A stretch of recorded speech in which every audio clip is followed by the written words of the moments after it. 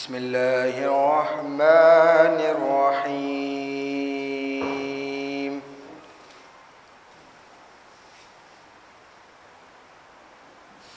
سبح لله ما في السماوات والأرض وهو العزيز الحكيم.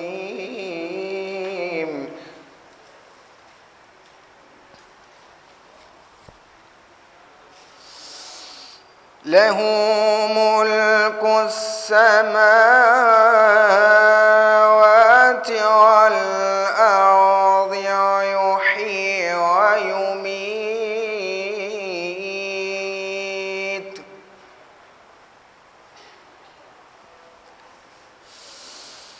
وهو على كل شيء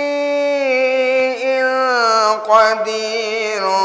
هو الأول والآخر والظاهر والباطن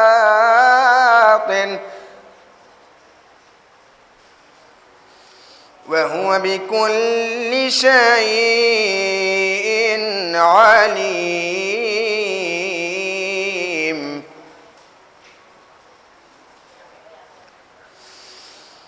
هو الذي خلق السماوات والأرض في 6 أيام ثم استوى على العرش يعلم ما يلج في الأرض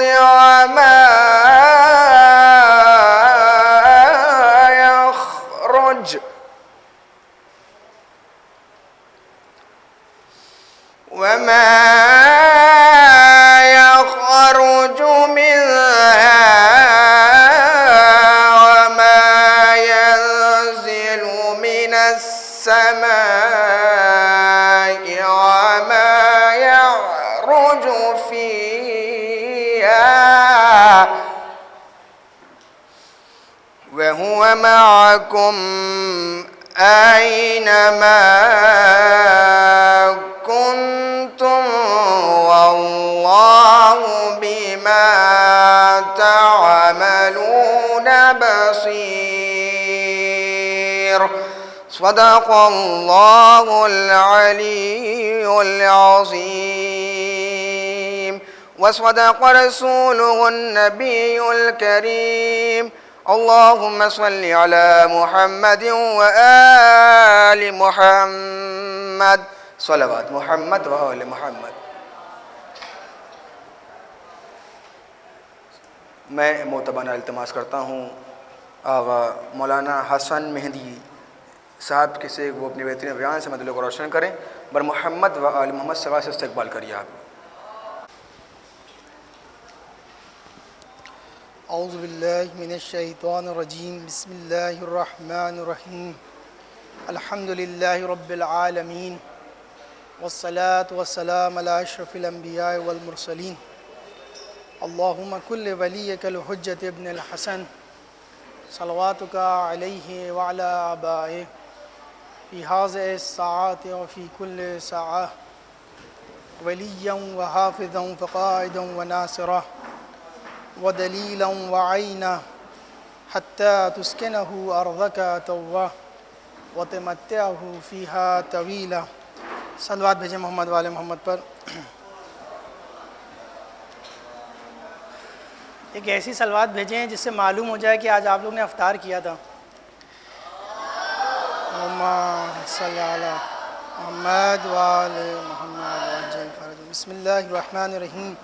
وقال علیہ السلام اذا وصلت علیکم اتعرف النعام فلا تنفروا اقصاها بقلت الشکر.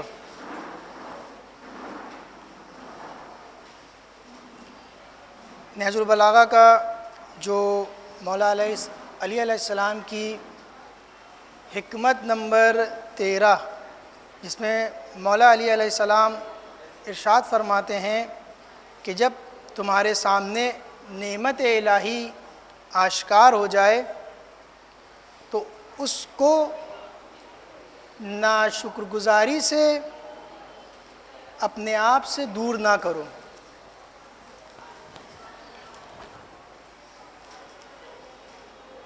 صلوات بھیجیں محمد والے محمد پر۔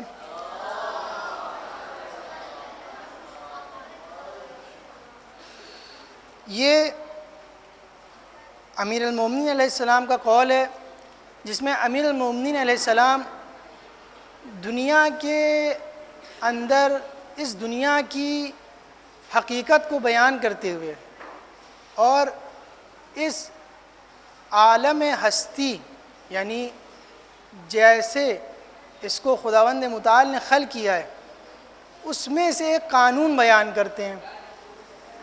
قانون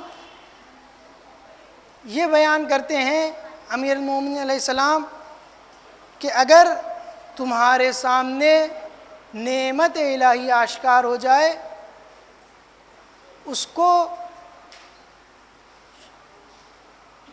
کفران نعمت کے ذریعے سے دور نہ کرو۔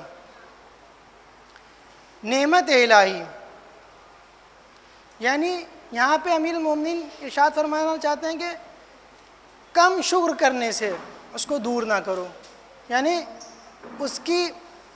اس نعمت کی شکر میں کوتاہی نہ کرو۔ انواع و اقسام نعمت الہی ہمارے اطراف موجود ہوتی ہے، لیکن اس نعمت کو ہم لوگ نہیں سمجھ پاتے ہیں۔ یہی وجہ ہے کہ امیر المومنین علیہ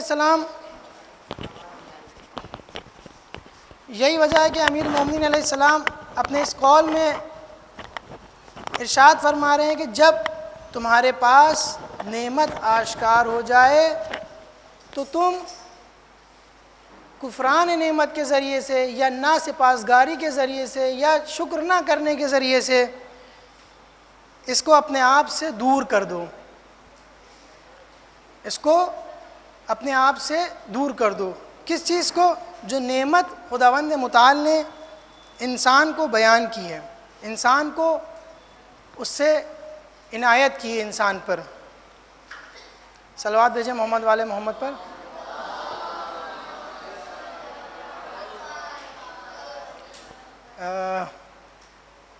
معلوم ہو جائے کہ یہ کلاس چل رہا ہے، اس کے لیے مزید ایک اور صلوات بھیج دیں آپ لوگ۔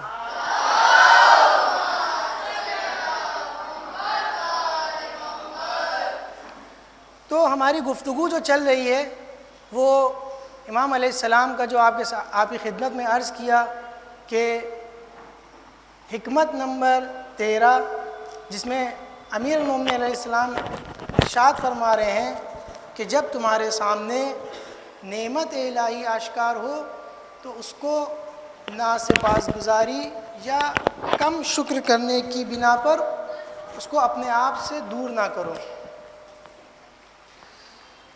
شکر ہوتا کیا ہے؟ در واقع سب سے پہلے ہمیں شکر کو جاننا ہوگا۔ اس کے اندر یہ جو حکمت ہے اس میں ہم لوگ کچھ باتیں جانیں گے۔ سب سے پہلے یہ جانیں گے کہ شکر ہوتا کیا ہے، دوسرا شکر کا معنی کیا ہے، پھر شکر کے فوائد کیا ہیں، اور پھر شکر نہ کرنے کے نقصانات کیا ہیں۔ تو سب سے پہلے شکر کا معنی یہ ہے کہ جو کہ امام علیہ السلام سے حدیث ہے کہ شکر کا معنی یہ ہے کہ امام صادق علیہ السلام ابو بصیر سے کہتے ہیں کیا شکر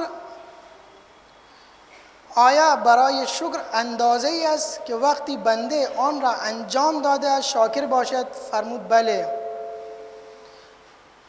امام سے سوال ہوا کہ کیا شکر کا کوئی اندازہ ہے؟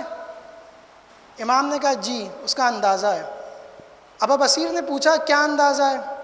امام نے فرمایا خداوند را بر هر نعمتی که در اهل مال به او داده ستایش کند، اگرچه در آن خداوند در مالش بداد حقی است، یعنی خدا نے جو بھی چیز انسان کو دی ہے اس کا حق کو ادا کرے.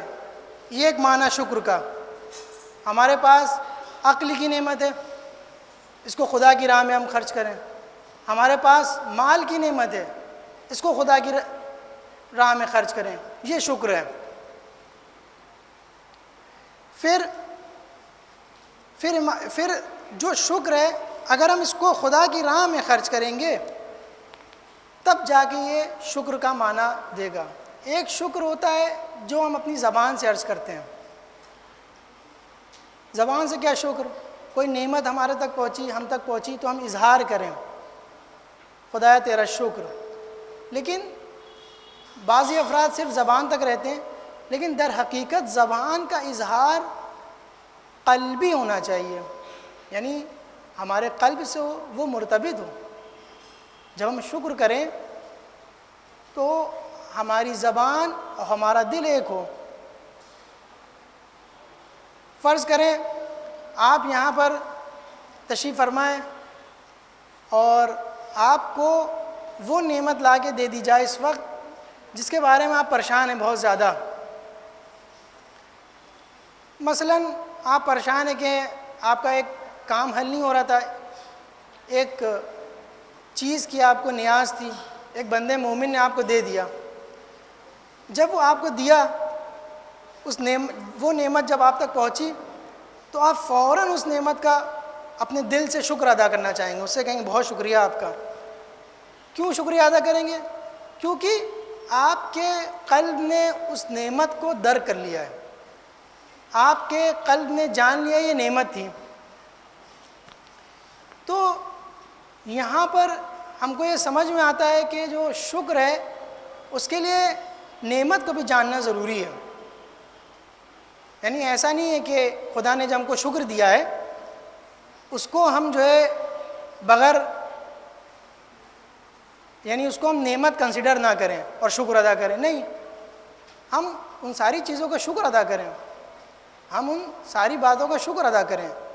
انسان کو خدا نے حیات کی نعمت دی، آنکھوں کی نعمت دی، کان کی نعمت دی، ہاتھ کی نعمت دی، جسم سالم رکھا، عقل سالم رکھی خدا نے. پھر سب سے بڑی نعمت ولایت دی. ہمارے جو دین کے رہبران ہیں، جو امامان ہیں، اعلیٰ ترین امام ہیں دنیا میں، ایسے امام کہیں نہیں ہیں. ان کا شکر، اس بات کا شکر. یہاں پر یہ جو ساری چیزیں ہیں اس کا حقیقی شکر کیا ہے؟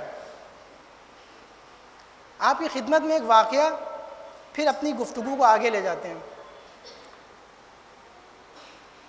ایران کا یہ واقعہ ہے ملا صدرہ کے زمانے کا. ملا صدرہ آپ جانتے ہوں گے، ایک بہت بڑے فلاسفر تھے. ایسے فلاسفر تھے جو اہل بیت علیہ السلام سے بہت زیادہ قریب تھے، اور جب بھی کوئی ان کو مسئلہ پیش آتا تھا فلسفے کے علم میں تو تقریباً قم سے 60 یا 80 کلومیٹر دور ان کا گاؤں تھا. اس جگہ سے اٹھتے تھے، پیدل حضرت معصومہ کی زیارت کو آتے تھے اور وہاں پہ حضرت معصومہ سے توسل کرتے تھے، اپنے مسئلے کو حل کرتے تھے. بزرگ شخصیت تھے ملا صدرہ. یعنی عالم اسلام میں جس نے فلسفی کو چینج کیا لا کر، وہ ملا صدرہ ہیں، جن کے مکتب سے علامہ طباطبائی، علامہ مصباح یزدی، یہ لوگ بھی اٹیچڈ ہیں. ان کے زمانے کا واقعہ ہے کہ ایک خاتون ایک نوجوان کی عاشق ہو جاتی ہے. بڑے غور سے سنیں یہ واقعہ. تو جب وہ عاشق ہو جاتی ہے تو اس کو اپنے معشوق کا وقت کا پتہ چل جاتا ہے کہ یہ میرا جو معشوق ہے فلاں وقت اس میرے گھر کے سامنے سے گزرتا ہے. تو جس وقت بھی وہ معشوق گزرتا تھا تو یہ خاتون چھت پہ جاتی تھی اور قالین جو ہوتی ہے، آپ نے دیکھی ہوگی ایران کے اندر قالین کا کلچر ہے، تو چھوٹی چھوٹی قالین ہوتی تھی، وہ جاتی تھی جھاڑنا شروع کر دیتی تھی. وہ شخص متوجہ ہی نہیں ہوتا تھا، چلا جاتا تھا. پھر دوسرے دن کہ وہ شخص آ رہا ہے، پھر وہ جاتی تھی وہی فعل کو انجام دیتی تھی، جھاڑنا شروع کر دیتی تھی. ایک بار ایسا ہوا کہ ملا صدرہ گزر رہے تھے ادھر سے، انہوں نے اس چیز کو درک کر لیا کہ ماجرا کیا ہے، دیکھا کہ وہ خاتون جاتی ہے اور جو ہے وہ شخص متوجہ نہیں ہوتا ہے۔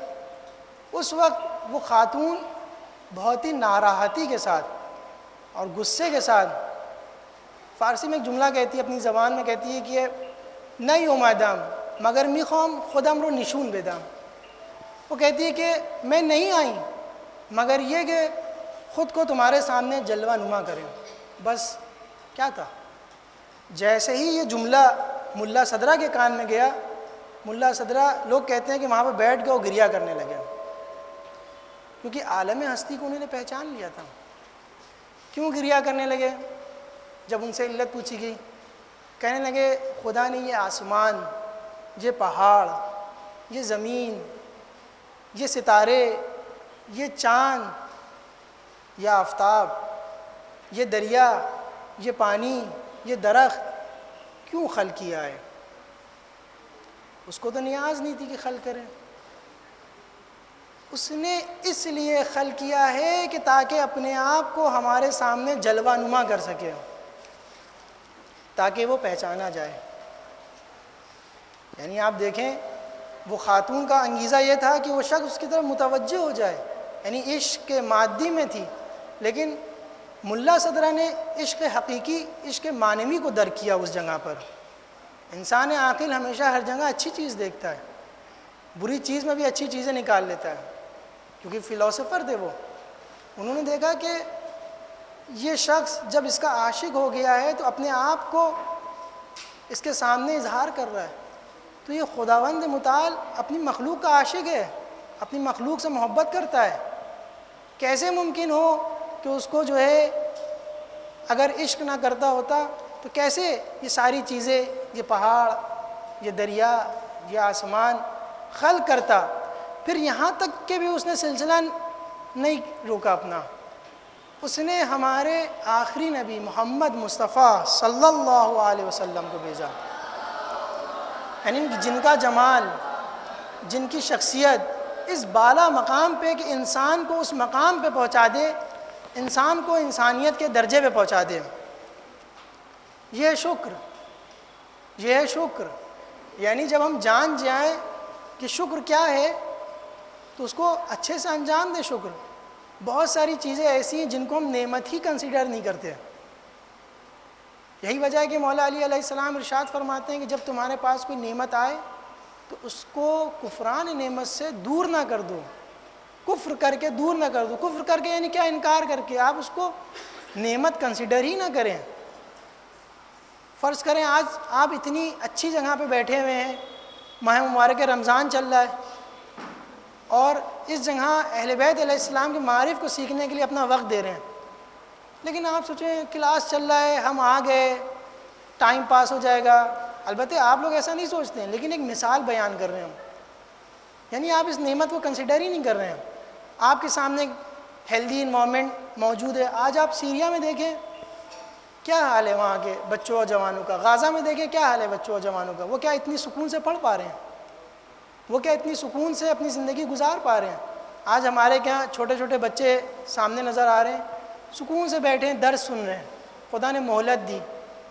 یہ شکر کریں اس کا شکر واقعی یہ ہے کہ جب خدا نے آپ کو ایک طرح کا امن و امان دیا تو اس سے استفادہ کریں، اس کو دین میں خرچ کریں، جو کہ آپ کر رہے ہیں، اپنی تعلیمات میں لگائیں، جو کہ آپ کر رہے ہیں اس کو اور ادامہ دیں۔ شکر واقعی اس کا یہی ہے، ایک زبان سے شکر ہے، ایک قلب سے شکر ہے، ایک عمل سے شکر ہے، یہ آپ انجام دے رہے ہیں اس کو۔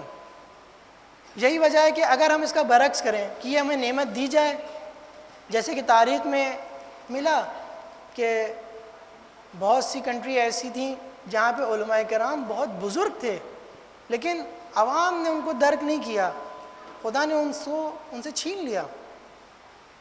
کیوں؟ کیونکہ اس نعمت کو نہیں پہچان پائے۔ اسی طرح سے آپ زندگی کی، اپنی شخصی زندگی کے اندر جو چیزیں، جو نعمت ہیں خدا بند متعال کی طرف سے، آپ اس کو دیکھیں، اس کا شکر ادا کریں۔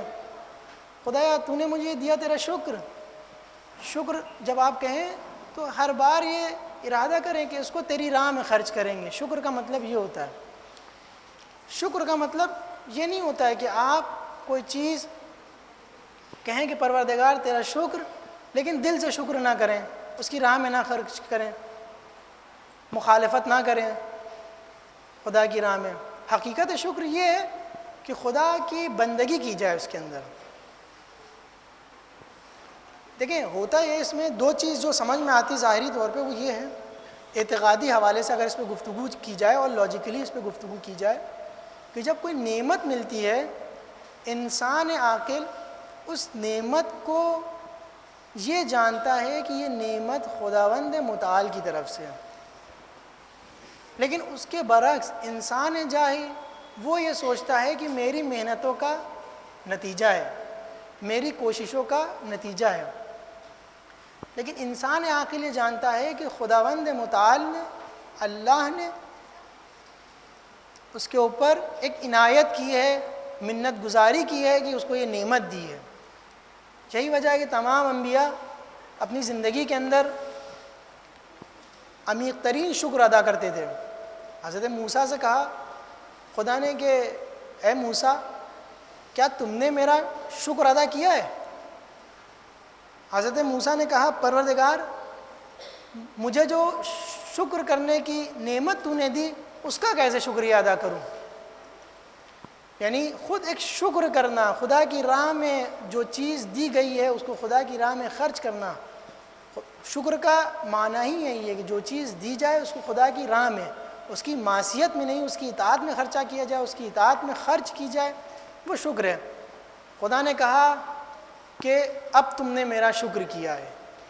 یعنی انسان کو جو نعمت دی گئی ہے خدا کی طرف سے کہ خدا کا شکر ادا کرے، اس کو بھی یہ کنسیڈر کرے کہ یہ بھی ایک نعمت ہے خدا کی طرف سے کہ ہم خدا کا شکر ادا کر رہے ہیں. امام سجاد علیہ السلام کی دعا ہے. امام سجاد اس میں ارشاد فرماتے ہیں پروردگار میں تیرا کیسے شکر ادا کروں جب کہ تو نے مجھے اس شکر کرنے کی بھی توفیق تیری ہی جانب سے ہے. بس انسان عاقل کے پاس جب کوئی نعمت آتی ہے تو وہ جانتا ہے کہ یہ شکر اس کی طرف سے ہے. کبھی کبھی شکر انسان کے لیے پیش رفت کا سبب بنتا ہے، انسان اس سے آگے بڑھتا ہے. اب آپ کی خدمت میں صلوات بھیجیں محمد والے محمد پر، ایک صلوات بھیجیں محمد والے.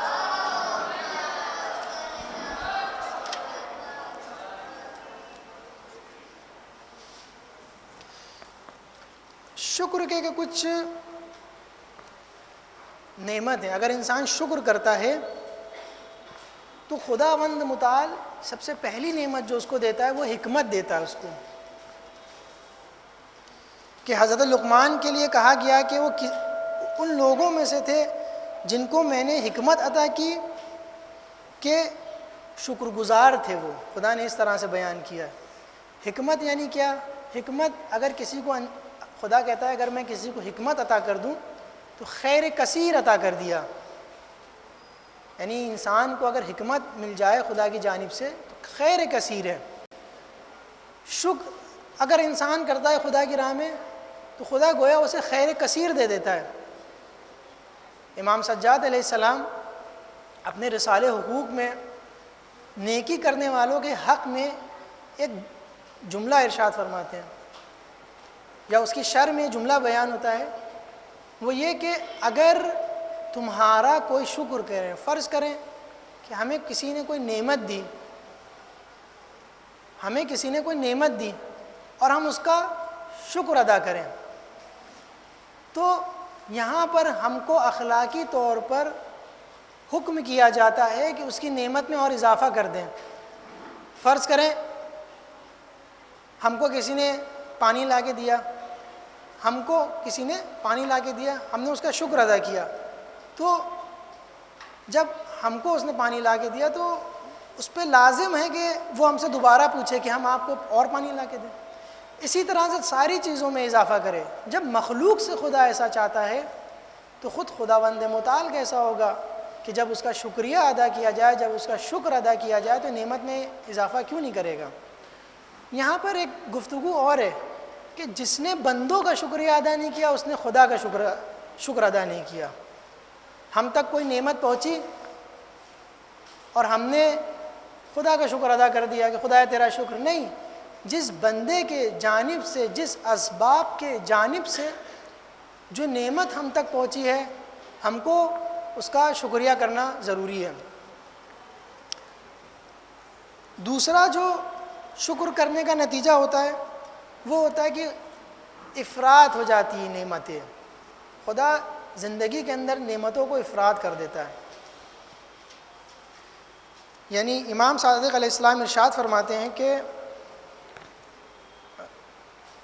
کسی کے شکر به او داده شده باشد زیاد شدن نعمت ہم به او داده شده است، یعنی اگر کسی کو شکر کی نعمت مل جائے، شکر ادا کرنے کی نعمت مل جائے تو ساتھ ہی ساتھ نعمت کے اضافے کی بھی نعمت اس کو مل جائے گی۔ ہم شکر ادا کرنا کہ ہمیں توفیق مل جائے ہر بات پر، تو خدا ہم کو اس نعمت کو زیادہ کرنے کی بھی نعمت عطا کر دے گا۔ آیت اللہ بہجت کے فرزند شیخ علی بہجت ایک واقعہ نقل کرتے ہیں، وہ کہتے ہیں کہ ایک شخص تھا، جب برزخ میں اس کے حساب کتاب ہوا اس کے پاس کوئی ایسے اعمال نہیں تھے جو اس کی بخشش کرا سکے، مایوس ہو گیا اپنے اعمال سے، تو خداوند متعال اس کو اس کے شکر کا اجر دیتا ہے۔ کیسے؟ وہ کہتا ہے کہ ایک بار میں بہت شدت کی گرمی ہو رہی تھی، اس میں جا رہا تھا، چلتے چلتے تھک چکا تھا، کسی نے مجھے پانی دیا، ٹھنڈا پانی دیا، جب مجھے وہ ٹھنڈا پانی ملا اور اس پانی کو میں نے پیا تو میرے دل و جان سے نکلا الحمدللہ، خدا نے اس کو بخش دیا صرف یہ کہنے پر الحمدللہ۔ یعنی دیکھیں خداوند متعال بخشنے کے راستے ڈھونڈتا ہے۔ اچھا کیوں خدا نے بخش دیا؟ لوگ کچھ بھی کریں پھر بعد میں خدا کی نعمت کا شکر اس طرح سے کر دیں خدا بخش دے گا، نہیں، اس وقت اس نے اپنے قلب میں جو ایمان تھا خداوند متعال کے اوپر، اس کی نعمت کے اوپر، اپنے زبان سے قلبی اظہار کرا، یعنی واقعی طور پہ شکر ادا کیا اور اس کو جانا کہ یہ نعمت خدا کی طرف سے۔ دوسری چیز جو اس نے جانی کہ ہم بندے حقیر ہیں، ہم پر خدا نے منت گزاری کی ہے اگر اپنی نعمت دی ہے، ہم ڈیزرو نہیں کرتے ان نعمتوں کو، لیکن خدا کی عنایت ہے کہ ہم کو دیتا ہے۔ یہ خدا ہے کہ جس نے زمین و آسمان، درخت و پیڑ ہمارے سامنے ظاہر کیے ہیں کہ تاکہ اپنی طرف متوجہ کر سکے۔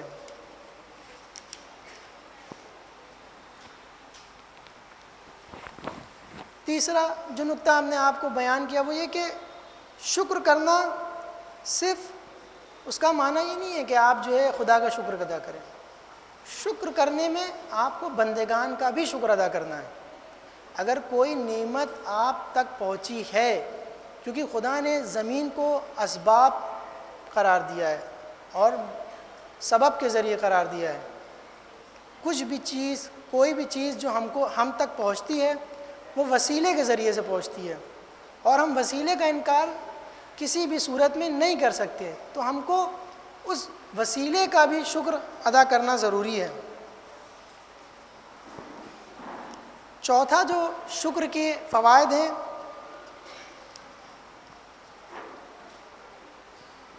دوسروں کو عطا کرنا، یعنی شکر جب انسان کرتا ہے خدا اس کو ایک اور نعمت دیتا ہے کہ دوسروں کو ادا کریں۔ آج کا جو دن ہے وہ حضرت ختیجہ سلام اللہ علیہ کی وفات کا دن ہے، ایک تاریخ کے اندر ایک بہترین مثال جنہوں نے واقعی طور پر خدا کی نعمت کا شکر ادا کیا۔ آپ دیکھیں کہ جب رسول خدا صلی اللہ علیہ وسلم کو اس معاشرے میں، اس جاہل عرب میں، اس دور جہالت میں جب لوگ ان کا انکار کر رہے تھے، تب حضرت ختیجہ نے ان کو قبول کیا، یعنی مال تو سب دے دیتے ہیں، لیکن یہ قلبی ارتباط کہ یہ خدا کے نبی ہیں، یہ قلبی ارتباط یہ کہ اللہ کے جانب سے ہیں، یہ ہر ایک انسان کی بس کی بات نہیں۔ اپنی زندگی کو خدا کی راہ میں فدا کر دیا، خدا کی راہ میں اپنے مال کو، اپنی دولت کو، اپنی زندگی کو، نہ فقط مال، اسلام پر جب مشکلات پڑی تو اس میں ساتھ دیا، مال کے ذریعے سے نہیں، اپنے کردار کے ذریعے سے بھی، اپنی زحمات کے ذریعے سے بھی۔ تو یہاں سے ہمیں سمجھ میں آتا ہے کہ اگر ہم واقعی شکر گزار ہیں تو خدا کی نعمتوں، خدا ہماری نعمتوں میں روز بروز اضافہ کرتا جائے گا۔ یہی وجہ تھی کہ جب حضرت ختیجہ کا خدا نے یہ شکر کا انداز دیکھا اور یہ شکر کا طریقہ دیکھا تو ان کو بھی اپنا حبیب ترین بندہ، عجیب بات ہے، بہت عجیب بات ہے، اپنا حبیب ترین بندہ ان کو شوہر قرار دیا، ان کا ہمسر قرار دیا، ان کا کفو قرار دیا، اپنا حبیب ترین بندہ۔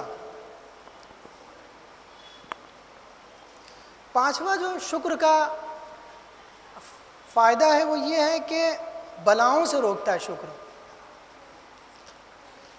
وقت میں کمی ہے نہ تو حدیث بھی آپ کی خدمت میں عرض کرتے کہ شکر کس طرح سے بلاؤں کو روکتا ہے۔ جب ہم خدا کی بندگی کر رہے ہوتے ہیں، جب خدا کے مقصد پہ ہوتے ہیں تو خدا کا جب شکر ادا کر رہے ہوتے ہیں تو خدا بلاؤں سے روکتا ہے۔ یہاں سے ہم کو ایک قانون بھی ملتا ہے کہ اگر ہم زیادہ بلاؤں میں گھرے ہوئے ہیں تو اپنے آپ سے ایک سوال پوچھیں، اپنے آپ سے ایک سوال کریں کہ جو خدا نے ہمیں پہلے نعمت دی تھی کیا اس کو خدا کی راہ میں ہم نے صحیح طور پر انجام دیا، صحیح طور پر خرچ کیا؟ اگر خرچ کیا ہوتا تو یہ بلا کیسی پھر؟ یعنی بلا کا زیادہ تر نتیجہ یہ ہوتا ہے کہ انسان شکر نہیں کر رہا ہوتا ہے۔ جسم کی سلامتی دی، چھوٹی سی مثال، جسم کی سلامتی دی، ہم نے وہ غذا یا وہ چیز کا استعمال شروع کر دیا جو جسم کے لیے مضر تھا۔ زبان سے تو ہم نے نہیں کہا خدایا تیرا شکر نہیں، تیرا کیا شکر، لیکن عمل سے کہہ دیا تیرا کیا شکر۔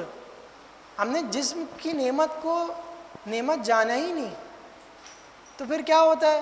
ہم بلاؤں میں مبتلا ہو جاتے ہیں، مریض ہو جاتے ہیں، پھر بار بار ہمیں ڈاکٹر کے پاس جانا پڑتا ہے۔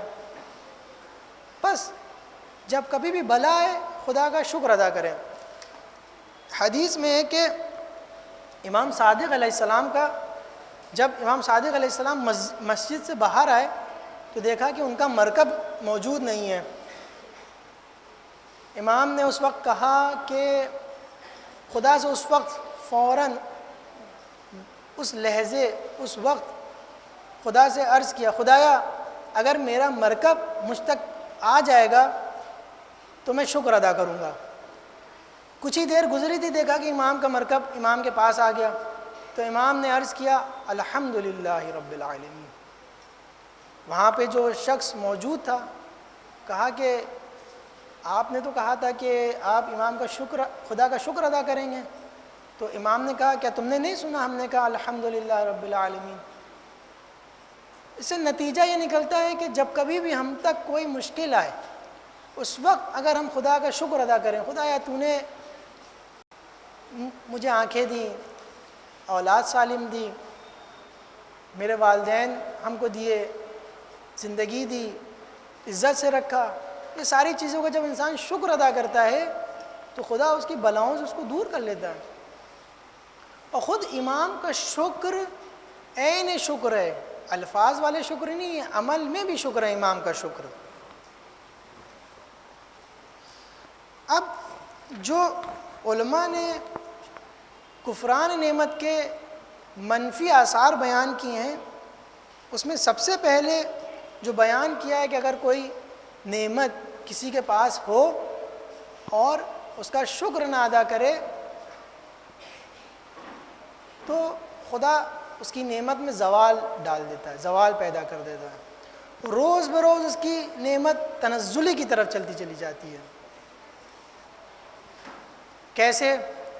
امام علی ارشاد فرماتے ہیں کہ فضول خرچی علامت ہے فقر کی، خدا نے ہمیں مال دیا، ثروت دی، پیسہ دیا، دولت دی، فضول خرچی ہم نے شروع کر دی، بے پناہ بی وجہ۔ آج ایسا زمانہ ہے کہ آپ کو تو مارکیٹ پہ بھی نہیں جانا ہے، سیل فون اٹھانا ہے، بس چیک کرنا ہے، کوئی چیز اچھی لگی آپ نے آرڈر کر دیا، گھر پہ آ گئی، ضرورت نہیں تھی گھر میں پڑی ہوئی ہے، فضول خرچی۔ امام کہتے ہیں کہ آنے والے وقت میں یہ فقر میں مبتلا ہو جائے گا، فقر میں مبتلا ہو جائے گا۔ خدا نے اگر مال دیا ہے تو اس میں دوسروں کا حق ہے، خدا نے اگر مال دیا ہے یعنی شکر یہی ہے، اس میں دوسروں کا حق ہے۔ خدا نے اگر مال دیا ہے تو اس کی راہ میں خرچ کیا جائے، خدا نے اگر مال دیا ہے تو اس کو بچا کے رکھا جائے، کبھی کسی مومن کو نیاز ہو، کبھی خود کو نیاز ہو۔ مال کا مطلب یہ نہیں ہے کہ آپ کے پاس جب ہے آپ فوراً چاہیں اس کو خرچ کر دیں۔ روایات یہ بتاتی ہیں کہ جب کسی کے پاس مال ہوتا ہے، یعنی روایات سے اس بات ثابت ہوتی ہے کہ انسان کو چاہیے کہ اپنے سال بھر کے مال کا انتظام کر کے رکھیں، یعنی فضول خرچی سے اس حد تک کہ بچے کہ سال بھر کے اخراجات وہ چلا سکیں۔ اگر نہیں کر پا رہا ہے تو فضول خرچی بھی نہ کریں۔ زوال نعمت، اس کا بہترین مثال جو ہم نے آپ کی خدمت میں عرض کی، جسم ہے، ہر چیز ہم کھا لیں، ہر چیز ہم پی لیں، کیا ہوگا؟ آخر میں ہمارا جسم جو ہوگا وہ بیماریوں میں مبتلا ہو جائے گا۔ جسم ایک نعمت تھی، وہ مبتلا ہو گیا۔ اس کی معنوی مثال، خدا نے ہم کو موقع دیا ماہ مبارک رمضان، ہم نے استفادہ نہیں کیا، پھر کیسے بلاؤں مبتلا ہوں گے؟ ہمیں یہ توفیق ہی نہیں ہوگی کہ ہم آئندہ ماہ مبارک رمضان سوچیں کہ ہم اپنے اوپر کوئی کام کریں، ہم اپنے اصلاح کے لیے کوئی کام کریں، ہم اپنی زندگی کے لیے کوئی کام کریں۔ دوسرا جو شکر نہ کرنے کا آثار ہے وہ یہ ہے کہ نعمت روز محشر گواہی دیں گی کہ اس نے مجھے استعمال نہیں کیا صحیح سے۔ یعنی خدا نے اگر کسی کو نعمت دی ہے، روز محشر شکایت ہوگی کہ اس نعمت کو ضائع کیا گیا۔ اگر در واقع ان ساری چیزوں میں ایک چیز دیکھیں تو ایک کی پوائنٹ نظر آتا ہے، وہ کی پوائنٹ یہ ہے کہ نعمت کو خدا کے راستے پہ استعمال نہ کیا جائے، خدا کے لیے استعمال نہ کیا جائے۔ ضروری نہیں ہے کہ ہمیں کوئی نعمت ملی تو حتماً ہم اس سے جو ہے ایک دینی کام کریں، نہیں، خلق انسانیت کی کمک کرنا ہے، انسانیت کی مدد کرنا ہے، انسانیت کے کام آنا، یہ بھی کام ہے، یہ بھی خدا کا کام ہے، یہ بھی خدا کی طرف سے شکر ہے، نعمت ہے۔ امام حسن علیہ السلام، روایت میں ہے کہ امام حسن علیہ السلام اعتکاف میں تھے، مومن کی حاجت ان کو پتہ چلی کہ ایک مومن نیاز مند ہے، ظاہراً پہلا یا دوسرا دن تھا، تیسرا دن نہیں ہوا تھا نا، تو اعتکاف نہیں توڑ سکتے تھے۔ امام نے اپنا اعتکاف توڑ دیا صرف اس بنا پر کہ مومن کو ہماری نیاز ہے، شکر، خدا کا شکر، یعنی انسان مومن کو نیاز ہو، خدا نے ہمیں جو نعمت دی ہے ہم اس تک پہنچا دیں، خدا کا شکر اس بنا پہ ہوتا ہے۔ تیسرا جو پوائنٹ ہے، خدا سے دعا ہے کہ ہم لوگ کو اس میں مبتلا نہ کرے بحق امام حسین، وہ ہے فشار قبر۔ یعنی اگر ہم خدا کی نعمت کا شکریہ ادا نہیں کرتے ہیں تو ہمارا فشار قبر ہوگا۔ خدا نے ہمیں جوانی دی، ہم نے اس کو ضائع کیا، خدا نے ہم کو علم دیا، ہم نے اس کو ضائع دیا، خدا نے ہم کو موقع فراہم کیا کہ تم تعلیم حاصل کرو، ہم نے اس کو ضائع کیا، ہنسی مذاق کر کے، بات چیت کر کے، کلاس میں گئے، نہیں پڑھ پائے صحیح سے، ہنسی مذاق کیا، زندگی گزار دی۔ لیکن جب ایک سن بلوغ پہ پہنچے، جب سمجھدار ہو گئے، تب خدا نے موقع دیا کہ اب تھوڑا سا سیریس، خدا کی طرف مخلص ہو جاؤ، تب بھی ہم متوجہ نہیں ہوئے۔ تو ایسے افراد کے لیے خدا سے دعا ہے کہ امام حسین کے وسیلے سے اور ان ائمہ علیہ السلام کی برکت سے اور ان کے وسیلے سے ہم لوگ کو اس عذاب سے محفوظ رکھے کہ فشار قبر نہ ہو، ہم لوگ کو توفیق دے کہ نعمت کو خدا کی راہ میں خرچ کریں۔ سب سے بالا ترین جو نعمت ہے، پھر سے ہم آپ کی خدمت میں ریپیٹ کر دیں، سب سے بڑی نعمت جو ہے وہ ہم پر امیر المومنین علیہ السلام اور ائمہ علیہ السلام کی نعمت ہے، ان کی ولایت ہم پر سب سے بڑی نعمت ہے۔ جس دن خدا نے وعدہ کیا کہ ہم نے اس دن نعمت کو اور دین کو کمال پہ پہنچا دیا۔ یعنی اگر آج امیر المومنین علیہ السلام کا دین جو انہوں نے پیش کیا، ہمارے معصومین علیہ السلام نے جو رسول خدا سے صحیح دین سیکھا اور اس کو تبیین کیا، اگر وہ دین نہ ہوتا تو اسلام تو ہے ہی نہیں آج۔ یعنی امت اسلامی اور اسلام اس اسلامی اقدار کی طرف توجہ ہی نہیں کر رہے ہیں۔ پھر اس کے بعد دوسری نعمت جو خدا نے ہمیں اس زمانے میں دی، جنہوں نے امیر المومنین علیہ السلام کے راستے پہ چل کر ان کی غلامی کر کے اس دین کو باقی رکھا، وہ ہمارے مرجع ہیں۔ آپ دیکھیں آیت اللہ سستانی آج نہ ہوتے تو کیا ہوتا؟ آج داعش اس طرح سے نہیں ختم ہونے والا تھا۔ آج آیت اللہ خامنائی نہ ہوتے تو ان کے پرورش شدہ قاسم سلیمانی جیسے لوگ کیسے آتے، حسن نصر اللہ لوگ کیسے آتے؟ آپ کی خدمت میں عرض کر دیں کہ خود آیت اللہ خامنائی ایک عارف ہیں۔ یعنی حسن نصر اللہ سن 2006 کی جب جنگ چل رہی تھی تو حسن نصر اللہ سب سے پہلے آیت اللہ خامنائی کی خدمت میں گئے، تو آیت اللہ خامنائی نے کہا کہ اس سال خداوند متعال آپ کو فتح دے گا، آپ فاتح قرار پائیں گے۔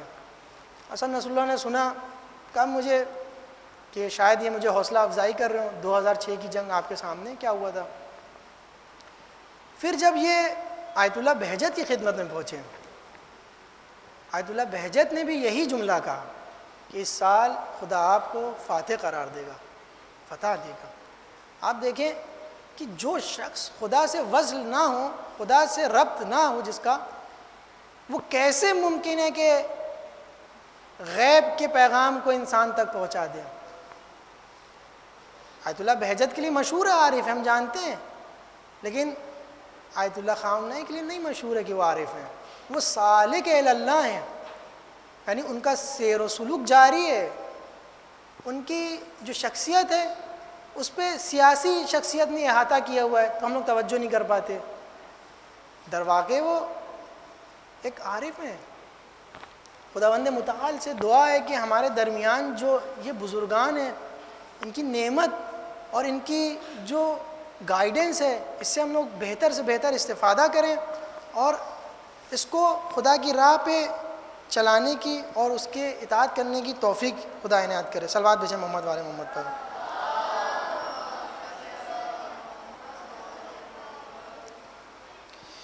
ایک قول مولا علیہ السلام کا جو آپ کی خدمت میں اور عرض کرنا ہے، وہ توبہ کے متعلق ہے۔ صلوات بھیجیں محمد والے محمد پر۔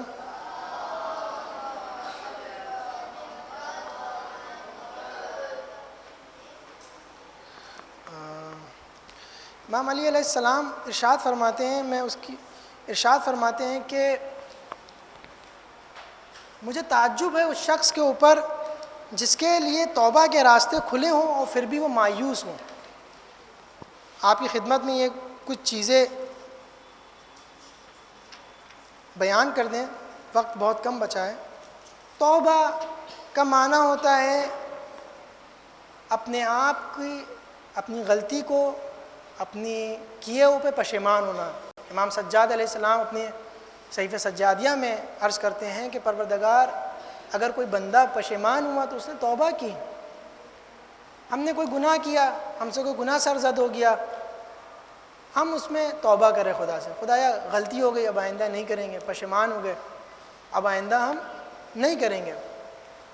برعکس خدا کہتا ہے اللہ یحب التوابین، خدا توبہ کرنے والوں سے محبت کرتا ہے۔ یہ ایک آیت بڑی عجیب ہے۔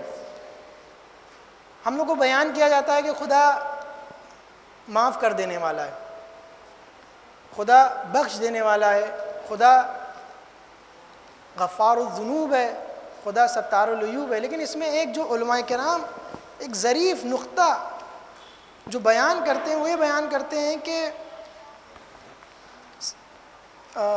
آیت اللہ سعادت پرور کے ایک شاگرد ہیں آغا امینی، جو اس ٹائم ایران میں درس و تدریس کرتے ہیں. بہت کم لوگ جانتے ہیں کیونکہ خدا کی توفیق ہوئی, خدا کی نعمت ہوئی کہ ہم ان سے آشنا ہوئے.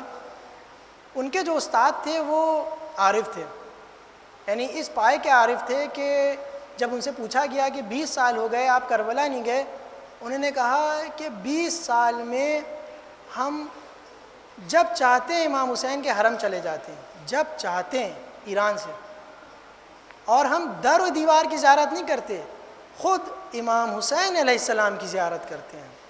اور اتنی زیارت کرتے ہیں, اتنی زیارت کرتے ہیں کہ آخر میں امام حسین کہتے ہیں کہ اب تم اپنے دیار کو اپنے گھر کی طرف پلٹ جاؤ. عجیب بات ہے, حکم مولا ہوتا ہے, واپس آ جاتے ہیں. یہ شخص, ان کا نام ہے آیت اللہ سعادت پرور, حرم حضرت معصومہ میں ان کی قبر موجود ہے. ان کے جو شاگرد ہیں وہ یہ بیان کرتے ہیں توبہ کے متعلق ایک جملہ. ظاہر سی بات ہے اگر کوئی انسان کسی کے بارے میں بتانا ہے کس نے بیان کیا تو اس کے اساتید اور خود اس کی شخصیت کے بارے میں بیان کر دینا چاہیے. خود یہ جو ہیں یہ خود ایک عارف ہیں, سالک اللہ ہیں, اور اپنے استاد کی طرف سے ان کو اجازت ہے کہ یہ تربیت کر سکتے ہیں, ہر ایک کو اجازت نہیں ملتا.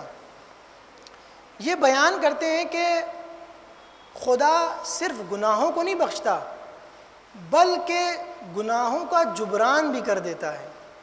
یہ بڑی عجیب بات ہے, اس پہ ذرا غور کریں. ہم نے توبہ کی, مثلا فرض کریں ہم سے کوئی سرزد کسی سے غلطی ہو گئی, ہم نے کہا بھائی معاف کیجیے گا, آپ ان کو بہت معذرت چاہتے ہیں, تو اس نے کہا کوئی بات نہیں معاف کیا. اگر بخشش یہی ہے تو خدا کی بخشش کیسی ہے پھر؟ خدا کی بخشش تو زیادہ ہونا چاہیے, وہ قادر ہے, قادر مطلق ہے. خدا کیا کرتا ہے, جب ہم سچے دل سے توبہ کرتے ہیں, سچے دل سے توبہ کرتے ہیں تو خدا جبران کر دیتا ہے. ایک عمر جوانی ہم نے غفلت میں گزار دی, خدا کہتا ہے اب جو بچی ہوئی عمر ہے, اب جو تمہاری بچی ہوئی زندگی ہے, اس کو اگر تم نے توبہ کر لی ہے اس کو ہم جبران کر دیں گے. یعنی وہ جوانی جو غفلت میں گزار دی, ٹھیک ہے تم نے توبہ کی سچے دل سے, ہم اس توبہ کے ذریعے تمہاری جوانی کو بھی کمپنسیٹ کر دیں گے.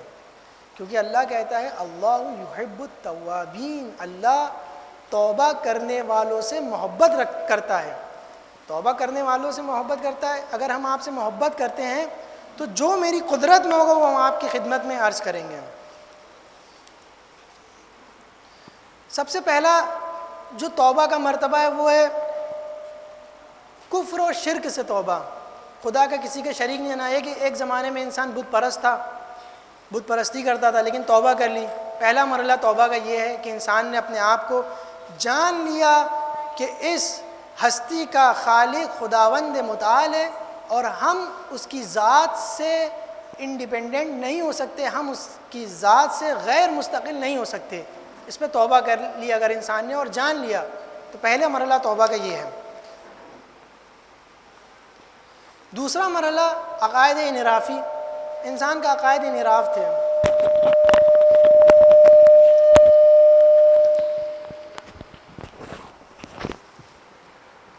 دوسرا مرحلہ جو توبہ کا ہے وہ عقائد انحرافی سے. مثلا کوئی ائمہ علیہ السلام کی عصمت کو قبول نہیں کرتا تھا ایک مدت تک کے, لیکن خدا نے اس کو ہدایت دی, اس نے توبہ کی, خدا اس کو بھی قبول کر لے گا کہ اس نے اہل بیت علیہ السلام کی عصمت کو پہلے قبول نہیں کیا, لیکن اب غفلت میں جب زندگی تھی اب اس کو معلوم ہو گیا, اس نے توبہ کی. دوسرا مسئلہ یہ ہے اعتقاد کا. یعنی اس میں بہت ساری مثالیں آ سکتی, وقت کی کمی کی بنا پر آپ کی خدمت میں مثال عرض نہیں کر پا رہے. تیسرا مرحلہ رذائل اخلاقی. اس کی مثال ہم کل کے درس سے لے سکتے ہیں. رذائل اخلاقی, بدگوئی, تہمت, غیبت, ان سب سے ہمیں استغفار کرنا چاہیے. اگر ہم نے کسی کی غیبت کی ہے تو اس کی توبہ یہ ہے کہ جس جگہ اس کی غیبت کی ہے اس جگہ اس کی اس کوالٹیز کو بھی بیان کریں جو لوگوں کو نہیں معلوم ہے, ہم کو معلوم ہے. توبہ از ترک اولا, یہ ائمہ علیہ السلام جو نبی ہوتے ہیں ان کے لیے توبہ ہوتی, گناہ نہیں ہوتا ترک اولا. حضرت آدم سے کہا گیا کہ اس درخت کے قریب نہ جانا, حضرت آدم گئے, یہ ترک اولا تھا، گناہ نہیں تھی، اس سے توبہ۔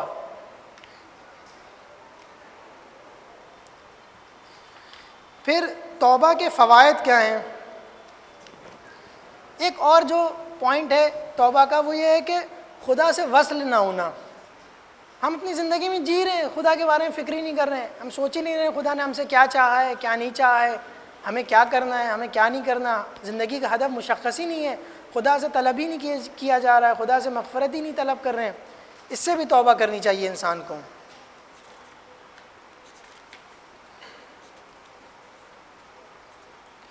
اب آثار توبہ میں جو علماء بیان کرتے ہیں، سب سے پہلی جب انسان توبہ کرتا ہے، حدیث میں ہے کہ انسان کے دل سے جو ظلمت ہوتی ہے، جو اندھیرا ہوتا ہے وہ مٹ جاتا ہے۔ حدیث میں ہے کہ انسان جب گناہ کرتا ہے تو ایک سیاہ نقطہ، آپ لوگ سنتے رہتے ہوں گے، ایک سیاہ نقطہ اس کے قلب پہ آتا ہے، اگر وہ اس گناہ پہ توبہ نہیں کرتا تو پورا قلب آہستہ آہستہ سیاہ ہو جاتا ہے۔ لیکن جیسے کہ حدیث میں ہے، جیسے قرآن کی آیت ہے اذا تتلی علیہ آیاتنا قال اساطیر الاولین کلا بل ران علی قلوبہم، میں ان کے دلوں پہ زنگ لگ گیا ہے، جب ان کے سامنے قرآن کی تلاوت کی جاتی ہے تو یہ تو کہتے ہیں پرانا قصہ ہے، یہ قرآن کے بارے میں ایسا عقائد۔ خدا کہتا ہے کہ چنین ہرگز ایسا نہیں ہے، بلکہ ان کے دلوں پہ زنگ لگ گیا ہے۔ زنگ لگ گیا مطلب کیا؟ اتنے گناہ کیے ہیں کہ دل ان کا ظلمت میں جا چکا ہے۔ تو پہلا جو فائدہ ہے انسان کو توبہ کا وہ ہے انسان کی قلب کی جو ظلمت ہے وہ مٹ جاتی ہے، انسان کی روح زندہ ہو جاتی ہے توبہ کرنے سے۔ کیسے؟ آیت ہے قرآن کی من عمل صالح من ذکر او انثی فلنحینہ حیاتا طیبہ، اگر کوئی عمل صالح انجام دے، توبہ یعنی خدا کی طرف پلٹ جانا، بازگشت، عمل صالح انجام دے، چاہے مرد ہو چاہے زن و خاتون ہو، خدا اس کو حیات طیبہ دیتا ہے، یعنی زندگی، اس کی روح کو تازہ کر دیتا ہے، ایک نئی زندگی دیتا ہے، یعنی آپ کی زندگی میں چینج آ جاتا ہے۔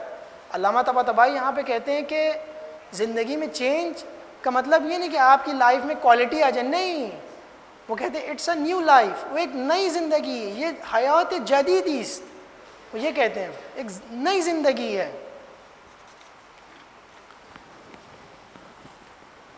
تیسرا نقطہ جس کو ہم کو بہت غور سے سننا چاہیے، عام طور پہ یہ ہمارے معاشرے کی مشکلات ہے، وہ رزق۔ خداوند متعال کہتا ہے کہ علماء بیان کرتے ہیں کہ جب توبہ انسان کرتا ہے تو اس کے رزق میں گشائش کر دی جاتی ہے۔ کیوں؟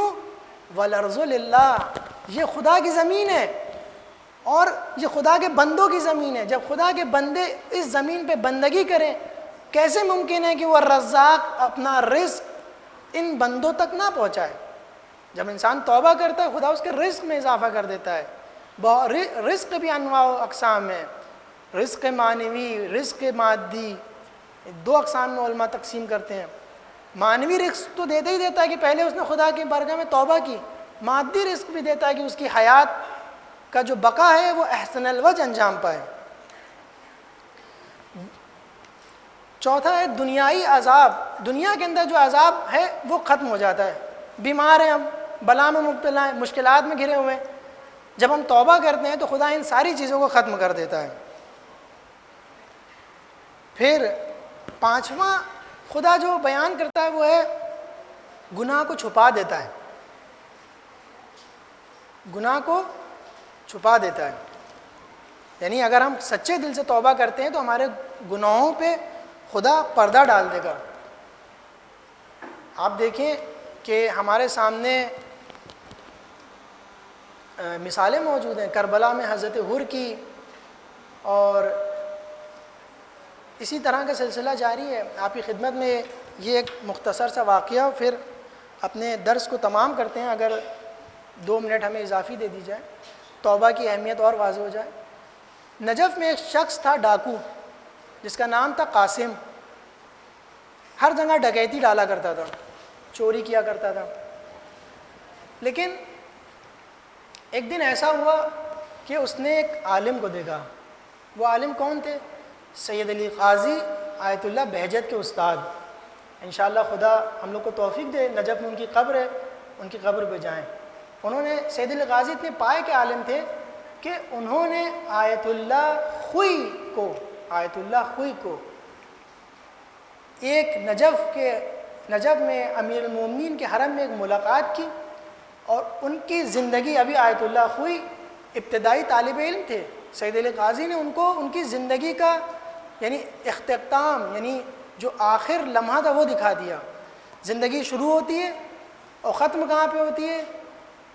سید علی قاضی جو آیت اللہ خوئی کو دکھاتے ہیں کہ حرم امیر المومنین سے اعلان ہو رہا ہے انا للہ و انا الیہ راجعون، مرجع تقلید بزرگوار آیت اللہ العظمیٰ سید علی خوئی اس دنیا سے چلے گئے ہیں۔ یعنی یہ مقام تھا سید علی غازی نے جو آیت اللہ خوئی کو فیوچر دکھا دیا۔ اس مقام کے عالم تھے اور عارف تھے سید علی غازی۔ ان کی تاریخ پڑھیں، آج آپ کے ہاتھ میں جو ہے ٹیکنالوجی سے استفادہ کریں، ان کی تاریخ پڑھیں سید علی غازی کی۔ جب یہ راستے سے گزرتے تھے سید علی غازی، وہ چور ان کا عاشق ہو گیا، جب جاتا تھا کھڑا ہو جاتا تھا، احترام کرتا تھا، قاسم چلے جاتے تھے۔ پھر دیکھا سید علی غازی آ رہے ہیں، پھر یہ چور، یہ ڈاکو ان کے احترام میں سلام علیکم، علیکم السلام، کچھ بولتا نہیں تھا، ان کا چہرہ دیکھتا تھا اور اپنا چوری اور اس کے جو کام تھا پیشہ وہ بھی جاری تھا۔ ایک دن ایسا ہوا کہ سید علی غازی نے اس کو روکا، کہا کہ تم سے ایک کام کہیں کرو گے؟ وہ تو بہت خوش ہو گیا کہ اتنا بڑا مرجع مجھ سے کوئی کام کہہ رہا ہے، کہہ رہا ہاں ہم کر دیں گے، جی بتائیں کیا کام ہے۔ اس کو لگا کہ کوئی دنیاوی کوئی مادی کام ہوگا، یہ ہم سے کہیں گے، جی ہم کر دیں گے۔ تو سید علی غازی نے کہا نہیں، پہلے تم مجھ سے وعدہ کرو کہ تم یہ کام کرو گے۔ تو اس نے تھوڑی دیر سوچا، پھر سوچا کہ ہم کیسے، اگر کوئی ایسا سخت کام کہہ دیا تو ہم نہیں کر پائیں گے، اور اندر سے انکار بھی نہیں کر پا رہا ہے۔ پھر سوچا کہ یہ کام اگر ہم چھوڑ دیں تو عجیب بات ہے، تو اس نے کہا ہم کام کریں گے، وعدہ نہیں کریں گے، ہم کام کریں گے، آپ بتائیں۔ سید علی غازی نے کہا نہیں، تم وعدہ کرو۔ پھر نہ چاہتے ہوئے بھی اس نے وعدہ کیا، اس نے کہا کہ جی ٹھیک ہے، پھر آپ بتائیں کیا کام ہے۔ سید علی غازی نے اسے کہا کہ تم آج سے نماز شب پڑھو گے۔ دیکھیں استاد کو معلوم ہوتا کہاں کیا کرنا ہے۔ اس نے کہا نماز شب، ہم نماز شب کہاں پڑھ پائیں گے، ہم تھکے ہوئے ہوتے ہیں، ہم سو جاتے ہیں، کیونکہ عام طور پر اس کا کام یہ ہوتا تھا کہ رات بھر چوریاں کرتا تھا اور صبح کے وقت آتے آتے سو جاتا تھا۔ اس کو لگا کہ جو ہے یہی میرا کام رہے گا، اور ہم جب اس طرح سے رہیں گے تو کیسے نماز شب پڑھیں گے۔ اس نے کہا نہیں، نماز شب تو ہم نہیں پڑھ پائیں گے، ہمارے لیے اٹھنا بہت سنگین ہو جاتا ہے، ہم نہیں اٹھ سکتے اس ٹائم بیدار نہیں ہو سکتے۔ تو سید علی غازی نے کہا کہ تم نے دیکھو وعدہ کر لیا تھا، اب تمہیں اپنے وعدہ کی وفا کرنی ہوگی۔ اس نے کہا کہ ہم اٹھ نہیں پاتے۔ سید علی غازی نے کہا ہم اٹھائیں گے۔ یہ بات ختم ہوئی، وہ اپنے گھر چلا گیا۔ اب اس کے قاسم کے دوست لوگ آتے ہیں، وہ کہتے ہیں چلو آج ایک بہت اچھی جگہ پتہ چلی ہے جہاں بہت زیادہ مال ہمارے ہاتھ میں آئے گا۔ تو وہ کہتے ہیں نہیں، آج مجھے نہیں جانا، میرا دل نہیں چاہ رہا ہے۔ تو دوست اس کو باتیں سناتے ہیں کہ تم کیوں نہیں جا رہے ہو، بیوقوف ہو، تم تو ہمارے سردار ہو، تم نہیں جاؤ گے تو کیا ہوگا، ہمارا نقصان ہو جائے گا۔ کہہ رہے نہیں مجھے نہیں جانا، تم لوگ اپنا کام سے کام رکھو۔ تو سب ناراض ہو کے چلے جاتے ہیں۔ یہ سو جاتا ہے، سوتا ہے تو جس وقت سید علی غازی نے کہا ہوتا کہ میں جگاؤں گا اس کو، جس وقت سید علی غازی نے کہا ہوتا کہ میں جگاؤں گا اس کو، اس کی آنکھ کھل جاتی ہے۔ پھر وہ سوتا ہے، اب اس کو نیند نہیں آ رہی ہوتی ہے، تو کہتا ہے چلو میں نے وعدہ کیا تھا نماز شب پڑھنے کی کوشش کرتے ہیں۔ جاتا ہے، پرانے زمانے میں جو گھر ہوتے تھے ان میں حوض ہوا کرتا تھا، جاتا ہے حوض پہ وضو کرنے کے لیے۔ خداوند متعال کی عنایت ہوتی ہے کہ اس کے اندر یقظہ آ جاتا ہے۔ یقظہ یعنی بیداری۔ دیکھتا ہے کہ ایک آیات الہی یعنی خود جو چاند ہے وہ پانی میں ریفلیکٹ ہو رہا ہے۔ جب اس کو دیکھتا ہے تو خشیت اللہ اس پہ آ جاتی ہے، یعنی خدا کے خوف سے گریہ کرنے لگتا ہے وہاں پر، اور استغفار کرتا ہے، خدا یا غلطی کری، ایسی شب میں نہ اٹھ سکا، میں نے غلطی کری، خدا مجھے معاف کر دے، یہ نعمت، یہ کیا غلطی میں نے کر دی، کیا زندگی میں نے گزار دی اپنی، خدایا معاف کر دے۔ روتے روتے گریہ کرتے کرتے وضو کرتا ہے، نماز کو پڑھتا ہے۔ یہ مدت گزر جاتی ہے۔ سید علی غازی کے شاگرد کہتے ہیں کہ آپ جو اس شخص سے ملاقات کر رہے ہیں تو ڈاکو ہے، آپ کی بے عزتی ہوگی۔ انہوں نے ان ساری باتوں پر توجہ نہیں کی۔ ایک بار ایسا ہوتا ہے کہ اچھا خاصا زمانہ گزر جاتا ہے۔ ایک بار ایسا ہوتا ہے گاؤں میں وبا بیماری پھیلتی ہے، تو سید علی غازی کے پاس یہ لوگ آتے ہیں کہ کوئی علاج بتائیں ہم کو کہ ہم لوگ اس بیماری سے بچ سکیں۔ سید علی غازی کہتے ہیں کہ میرا شاگرد قاسم ہے، اس کے پاس جاؤ، وہ تمہیں اس کا علاج بتائے گا۔ اللہ اکبر! یعنی الطاف الہی، الطاف بیکران، یعنی وہ دریا جس کی کوئی حد نہ ہو، وہ ہم سے کہہ رہا ہے کہ توبہ کرو، ہم تمہاری مٹھی بند کر دیں گے، جو تم کو چاہیے ہم تم کو دے دیں گے۔ پھر ہم کہیں نہیں، ہم دیکھیں ہمارا اسٹینڈرڈ کچھ اور ہے، ہم توبہ نہیں کرتے، بس ہم آپ کی اطاعت کریں گے۔ خدا کہہ رہے ہیں نہیں، توبہ کرو، استغفار کرو۔ آپ ائمہ دعائے کمیل دیں گے کس طرح سے مولا علی علیہ السلام نے اللہم اغفر لی الذنوب التی، پروردگار میرے ان گناہوں کو بخش دے جس سے بلا نازل ہوتی ہے۔ انشاءاللہ خداوند متعال سے دعا ہے کہ ہم لوگ کو توفیق دے سچی توبہ، سچا شکر اور اس کے راستے پہ چلنے کی۔ بہت معذرت کہ آپ سے اضافی وقت لیا ہم نے۔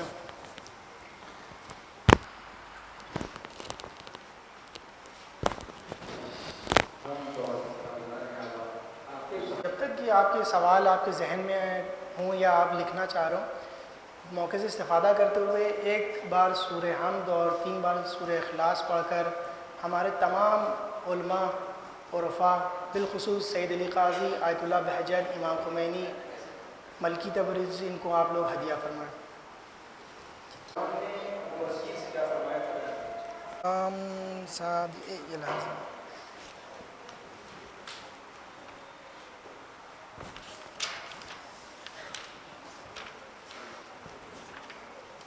طور کے امام سعدی فرمود کسی کے خداوند نعمت بودت ان را قلب بشن پر شکر۔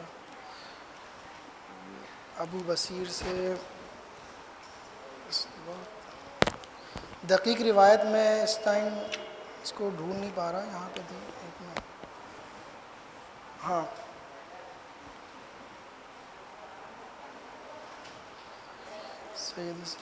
انشاءاللہ میں اگر کل رہا تو میں آپ کی خدمت میں عرض کر دوں گا۔ دقیق میری ذہن میں روایت نہیں آ پا رہی، اگر انشاءاللہ یہ ابھی دقیق ذہن میں روایت نہیں آ پا رہی ہے، آپ دوسرا کوئی سوال لیں۔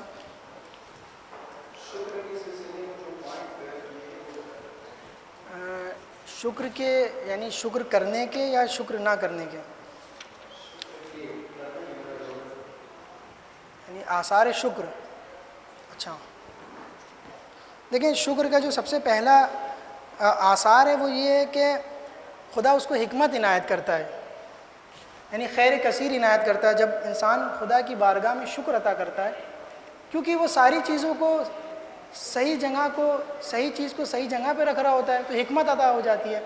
فرض کریں کیا ہے، ہمیں خدا نے کوئی نعمت دی ہے، اس کا صحیح جگہ پہ اگر ہم استعمال کریں گے تو آہستہ آہستہ ہم اس چیز میں حکیم ہو جائیں گے، ہمیں حکمت عطا ہو جائے گی، ہمیں معلوم ہو جائے گا۔ تو یہی وجہ ہے کہ خدا جب انسان شکر کرتا ہے تو خدا اس کو حکمت عنایت کرتا ہے، نعمت میں اضافہ ہو جاتا ہے۔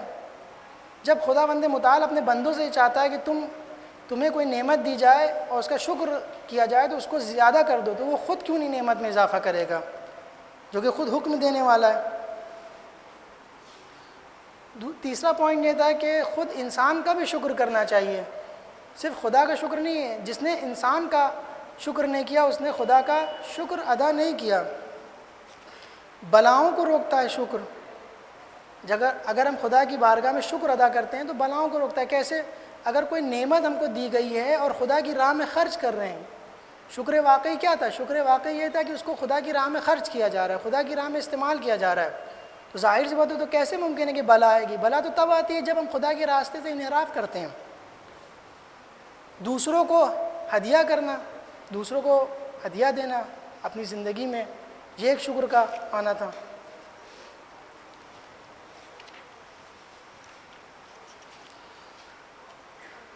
اللهم والذي كان حجة الحسن صلاة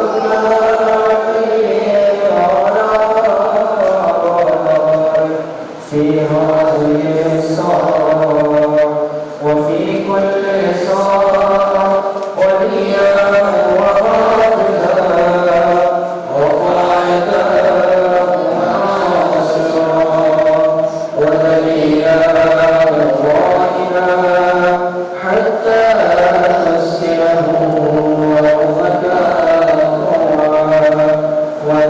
يعلمون